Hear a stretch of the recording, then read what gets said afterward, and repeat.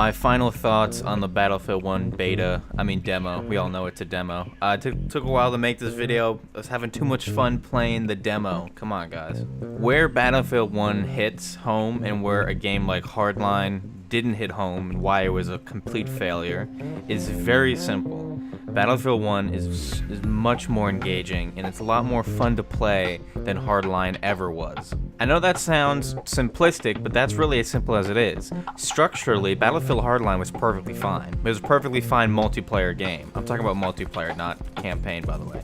As far as multiplayer structure, Battlefield Hardline was fine. I didn't have any problems with it. It's just the concept was trash. It was awful. And they did a lot of steps that took multiplayer backwards, but looking at it from a purely structural standpoint, the game was there. It just wasn't engaging and it wasn't fun to play at all. To put it in perspective, I don't think at any point playing Hardline, me and my friends said, that's cool or this is fun. That's where Battlefield 1 really hits home. It's interesting. It's very interesting. It's engaging. It's fun to play. It's the first AAA title game to be set in World War I. It also has that going for it. It has all these weapons, vehicles, play styles, has all these new things that, for the most part, has never been seen in games before. You think about it, what's the earliest first-person shooter as far as a World War II game? It's pretty much as late as it can go back, as it has gone back. You look at World at War, which was a great multiplayer game, but it's never been World War I. It's completely different as far as how each war was fought and how you're going to fight each war when you're playing through the multiplayer.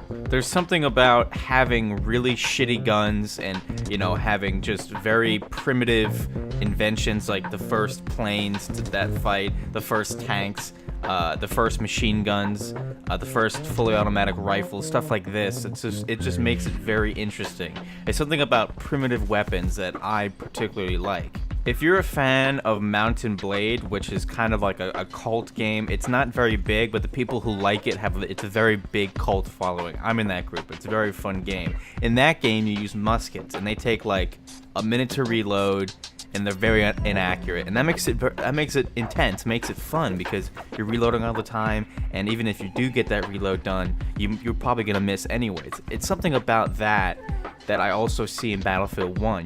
The rifles are not particularly accurate unless you go with it. The submachine guns, although very good at short range, are shitty at long range, more so in this game than in other Battlefields. Like, you could snipe across the map with an M16A3 if you wanted to. There's something very engaging in how everything in World War I was so shitty as far as vehicles and weapons.